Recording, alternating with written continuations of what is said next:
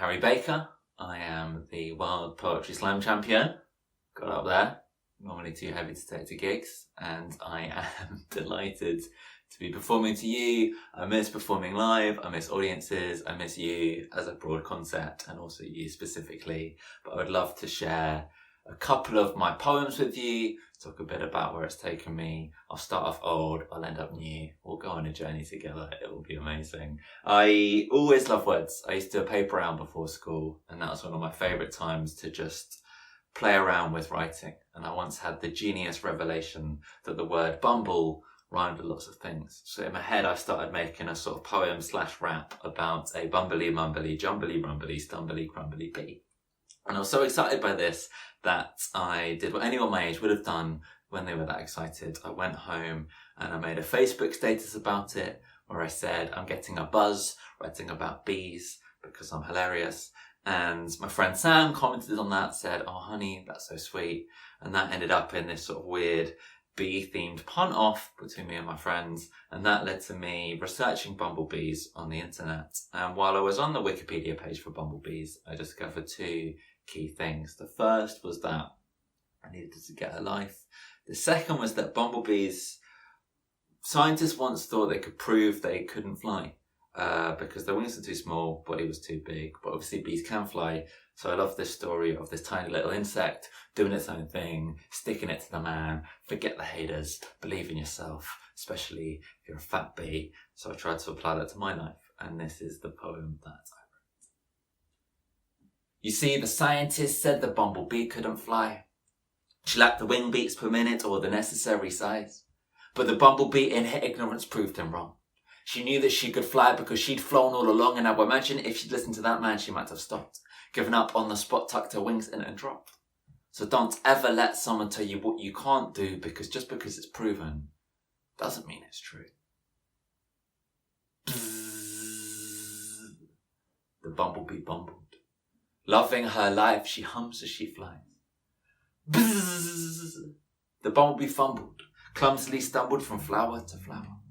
Bzzz. The bumblebee tumbled, tore through the sky, pulling corkscrews and dives, and then the bumblebee mumbled, grumbled in front of the queen and her power. Bzzz. The bumblebee grumbled, didn't think explicit, discovered she'd been labelled a gimmick, and then the bumblebee rumbled, desperate to eat that nectar so sweet. The bumblebee humbled her critics, silenced all things scientific, and then zzz, the bumblebee jumbled her speech. She did not care because in the air she was free, because she was a busy bee.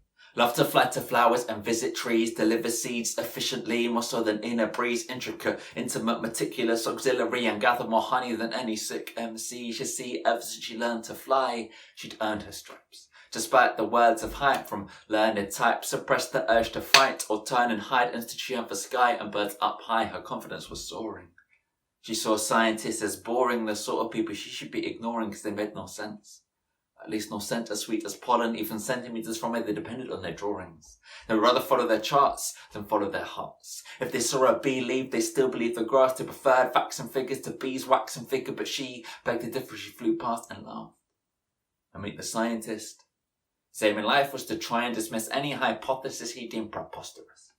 When asked why he didn't swallow his pride, he replied that is obvious, but it fit down my esophagus. And his full proof was full proof, except for the truth.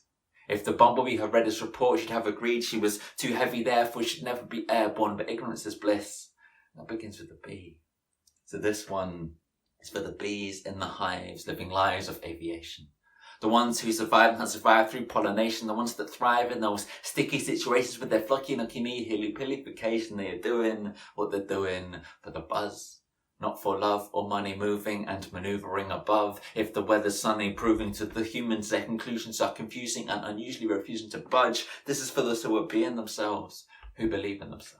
See, the bee in themselves, set it free in themselves, who know that even though it's difficult, life is full of miracles. The true happiness never came from being cynical. The bumblebee, forever looking for something sweet.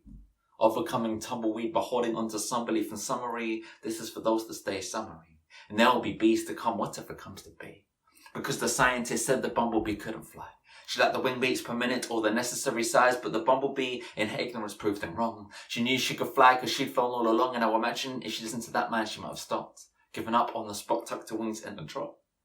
So don't ever let someone tell you what you can't do, because just because it's proven doesn't mean it's true.